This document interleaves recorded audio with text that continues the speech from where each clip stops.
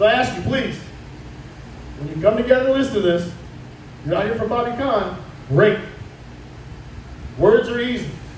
Actions speak the loudest. That's right.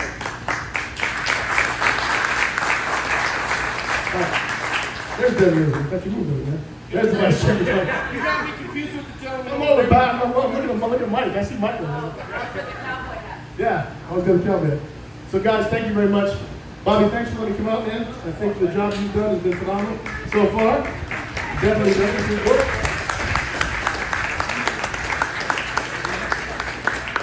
Listen, guys, I don't know how I'm going to top somebody with that kind of hair. I mean, after that, look at that hair. I couldn't spend $1 million for that.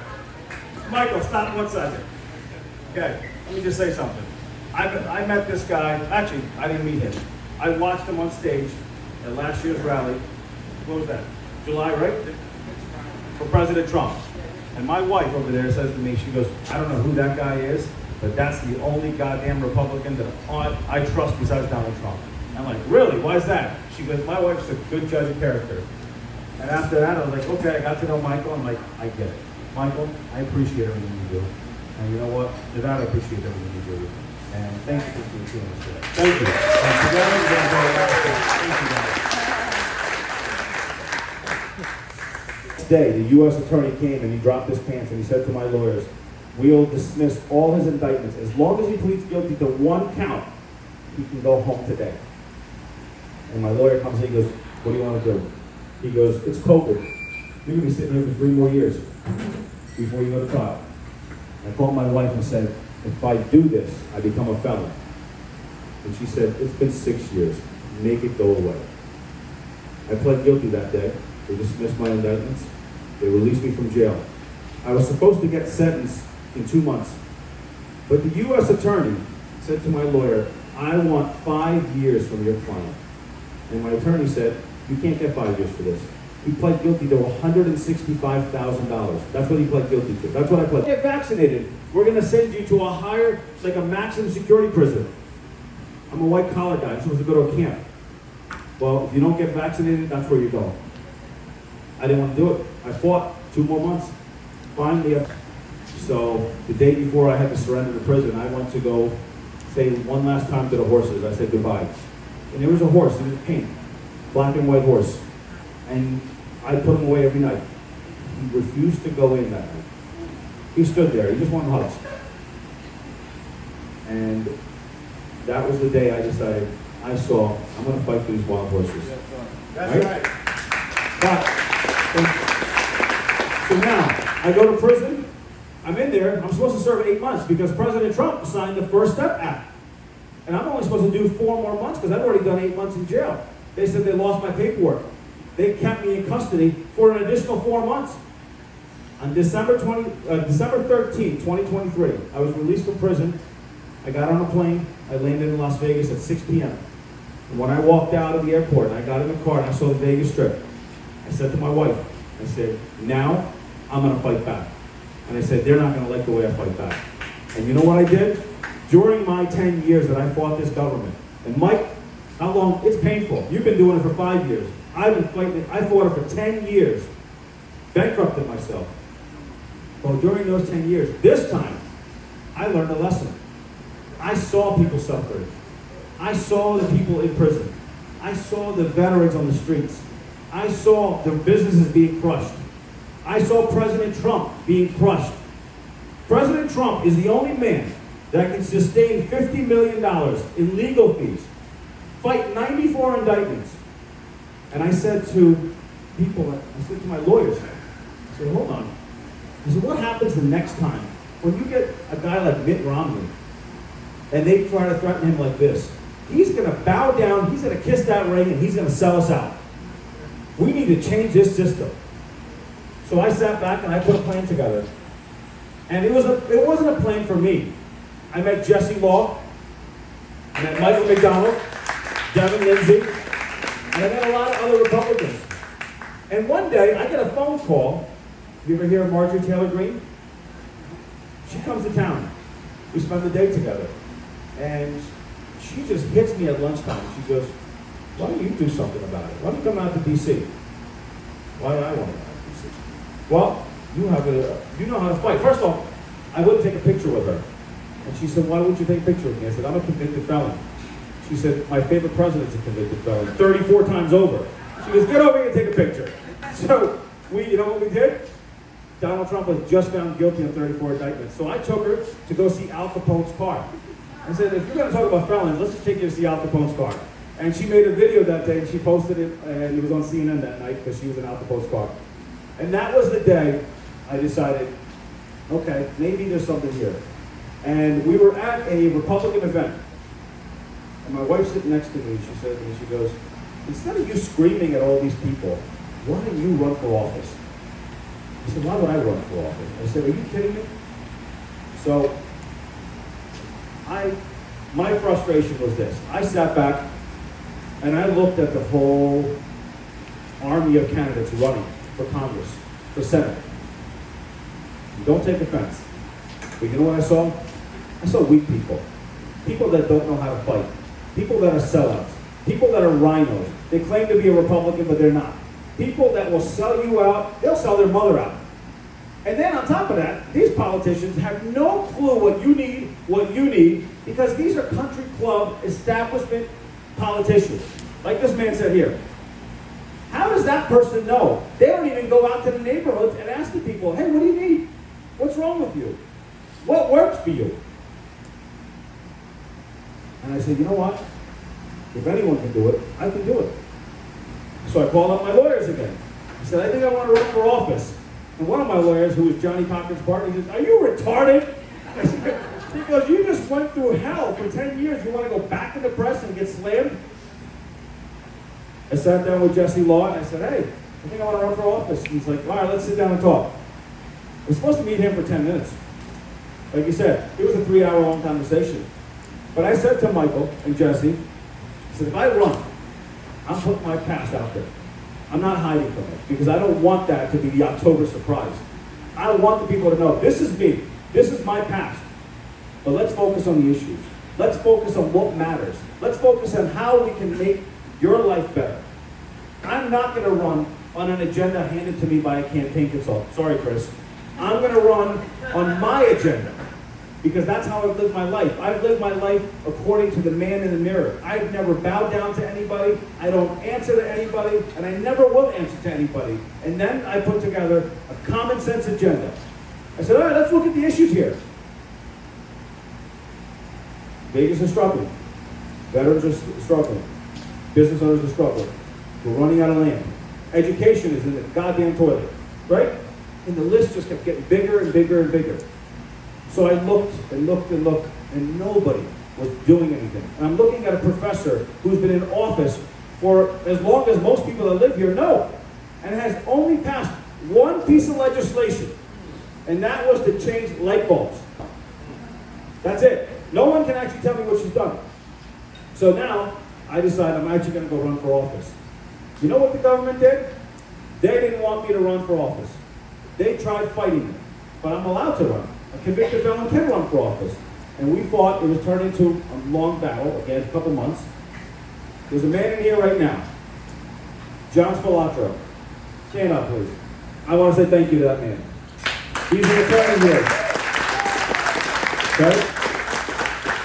He walked in finally with me, and in a matter of like a half hour, we did what we had to do, and I walked out, and that was, I announced on May 25th, my birthday, that I was going to run for U.S. Congress. Now, I decided my agenda. Now, veterans, who's a veteran in here? Matt, you guys, okay. How's your health care? Okay? These people go and they serve our nation, but they get shitted on. How are we going to take our veterans who go out and fight for us, and we shit on them? So I said, what do we need? They need better health care? He said, I want to do one thing. I'm going to fight for 0 taxes on your income if you're a veteran. I want to fight for full benefits. So now that FBI agent that delivers a warrant at 6 o'clock in the morning gets paid $150,000 a year, gets full coverage.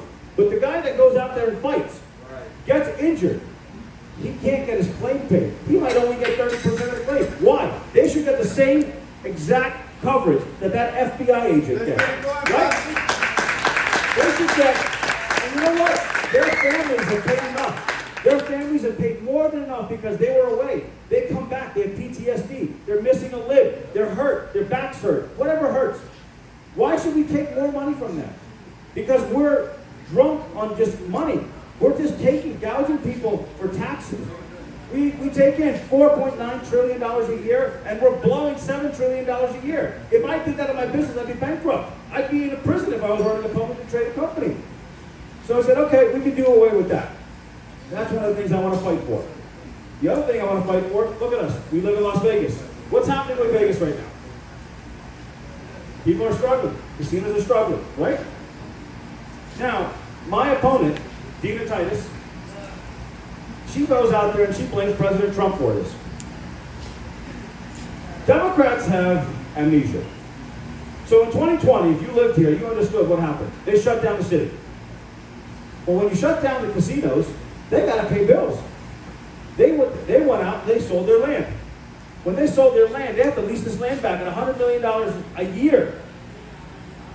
You know what they did? All of a sudden, $45 cheeseburgers. They got rid of the concierge service. They got $15 bottles of water. They priced everybody out. The big casinos, not the small casinos, right? Now, the big casinos are the ones that are in the center of the strip. They're the ones that are slow at the moment. But the reason they have to do that is because we shut them down in 2020. There was no Republican governor in 2020. There was a Democrat. There was no Republican congressperson in 2020. So now the chickens are coming home to roost. And they're coming back very hard. So I said, if we got to do something, we need a shot in the arm. One of the things I want to fight for is zero taxes on gambling winnings. Okay? Because this way, if you win a jackpot, there's a couple different reasons for this.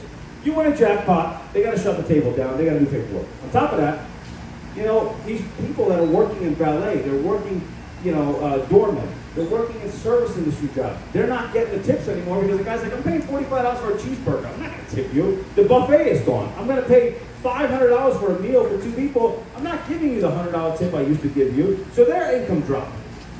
But now, if a guy goes out and wins $10,000 and he doesn't have to pay taxes anymore, he's going to tip somebody. He's going to go spend some money, right? If the guy wins a big jackpot, he might go out and buy a car. It's putting money back in the pockets of people, in the pockets of businesses. It's one little thing that we took in $17 billion in tax revenue. We can do without. Elon Musk showed us how much money we're wasting. We can cut the waste someplace else. Let's take old laws. We put laws in the books. We never go back and check on them.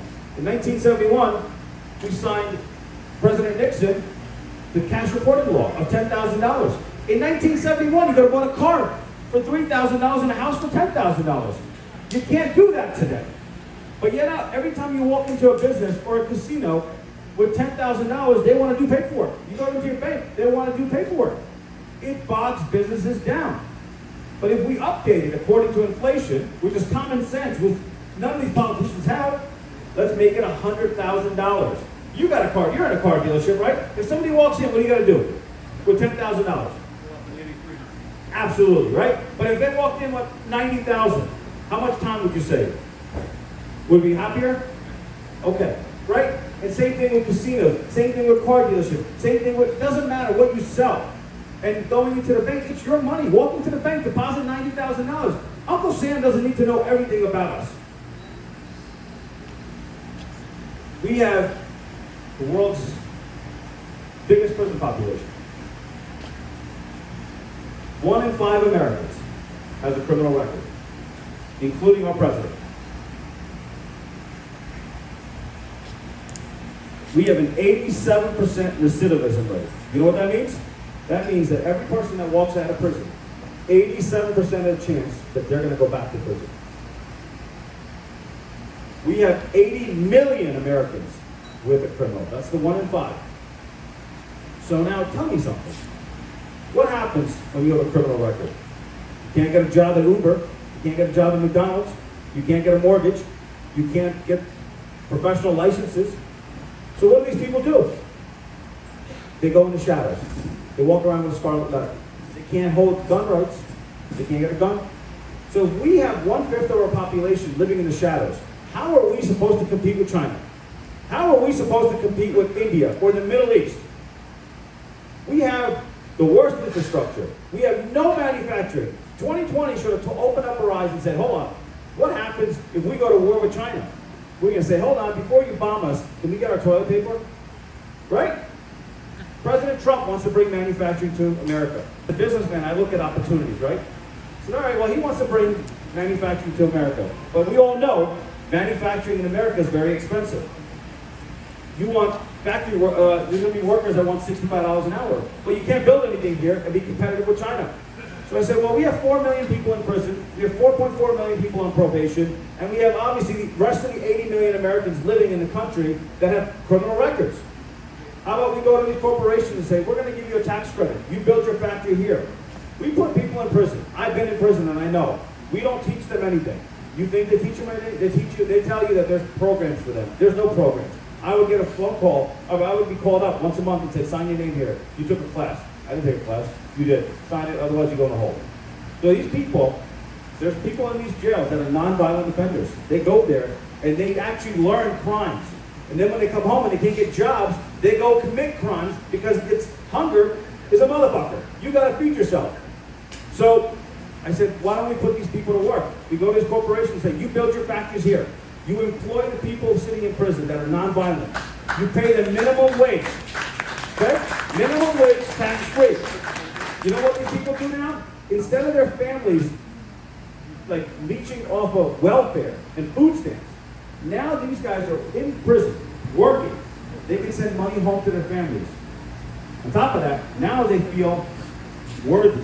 They feel motivated because now they're learning a trade. They have a job because what happens is when they leave prison, instead of when they leave prison now and they have a scarlet letter, you did your crime, you did your time, you move on with your life.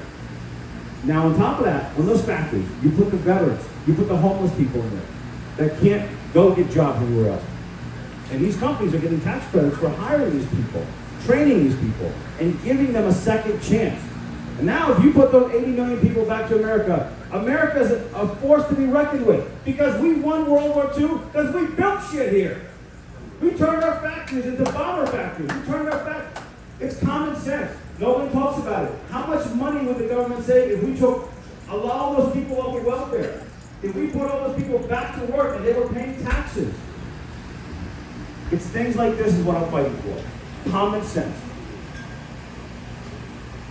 The wild horses that saved my life, right?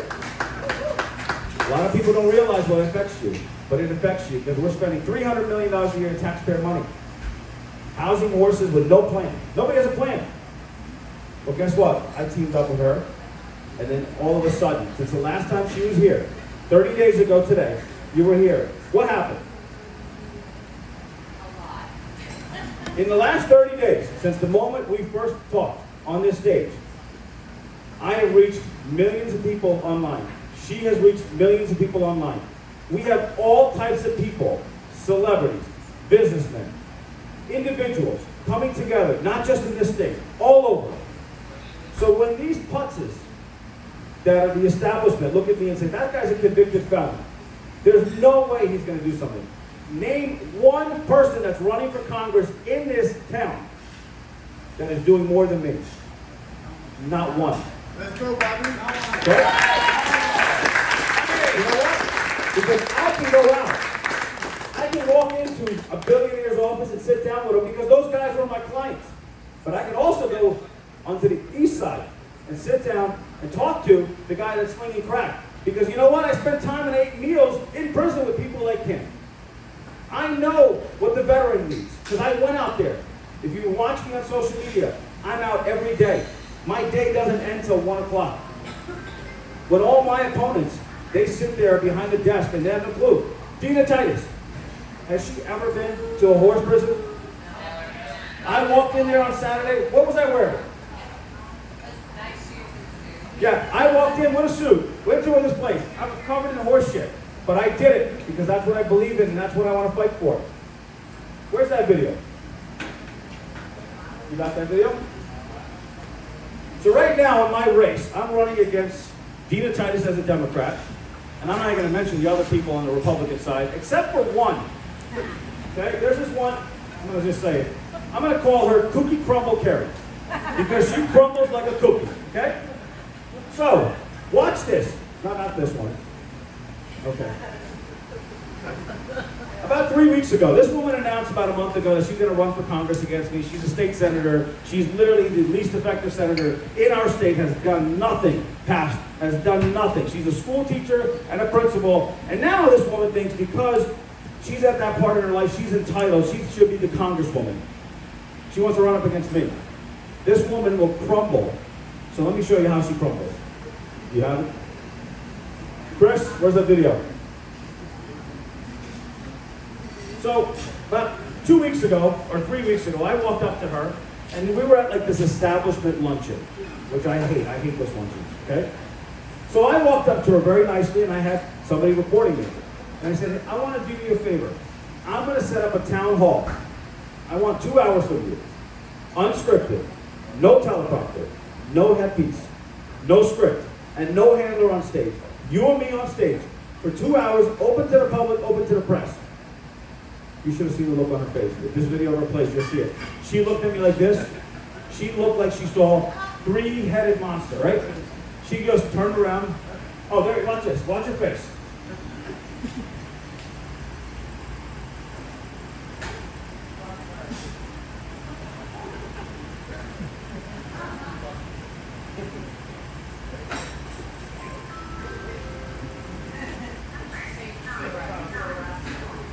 She walked away. She would not.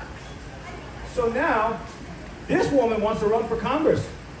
All I asked her, I want a town hall. What do you think happens if she goes to D.C. and some sharp congressman goes up to her and applies pressure to her because she's fighting, she wants to do something and she can't to help our state. And that guy says no. She's gonna crumble. She's gonna grab a bottle of Jack and go cry in her office. Okay? You want that? She's going to sell us out. Or do you want me? Somebody who fought his entire life. How many of you in this room think that you can say something to me and I'll back down? I fought fights. I've been brawling in the streets when I was a kid, and I've been fighting in courtrooms, and I've been fighting in business. You don't become successful without a college education and fight with people unless you have brains and you got the brawn to go out there and fight. And that's why I am running to represent all of you. And I'm running to represent everybody. Look around you. This room. You go to a typical Republican event, what do you see? The same people. It's all the same people. They all look the same. But ever since I announced, there's Democrats in this room. There's independents in this room. There's white, black, Hispanic, yellow, I don't know, gay, straight. Everybody's in this room. Online, if you go, just stalk me on social media. Read the comments. This month, I had 3 million people reached out to me. 3 million. My opponent can't even get 10 people to watch her. Who do you think's going to fight? Who's going to work harder? Me. I'm going to go out there. I'm here to fight. I'm here to sit there and make changes that affect you. Besides events like this, I do 3 events a week. On top of that, I just started BodyCon After Dark. Every Friday night, what I do is I do an event. You guys, I keep it under like 25, 30 people. You guys can come meet me at any casino, and we'll just have drinks, chit-chat. You guys smoke cigars, get to know me. Unlike my opponents that are afraid to go out and talk to people, you can ask me anything. I don't need a teleprompter. I don't need a handler. Chris, half the time, doesn't go anywhere with me. Right? Because if he did, he'd never sleep. Some of you guys might see, I might tweet at like 3 o'clock in the morning because I don't sleep. Because I'm determined to win this. I will win this race. I don't care how many cookie crumble carries get in this race.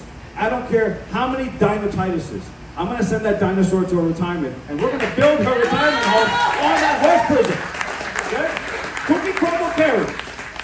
Every morning she wakes up for the next year, she's going to say, I hate that man. Because I'm going to go out there, and I'm going to campaign harder. I'm going to punch. There's nothing you can do, because guess what? I'm here to fight, and I'm going to fight like hell. And there's not a person in this goddamn state that's going to sit there and get in my way. I'm here to win this race. I am your next congressman. Coming up. Mike, we're going to do this together, and we're going to be standing there next year, November. Dawn, and every one of you, you're all invited to the celebration party next year. Got it? I appreciate everything.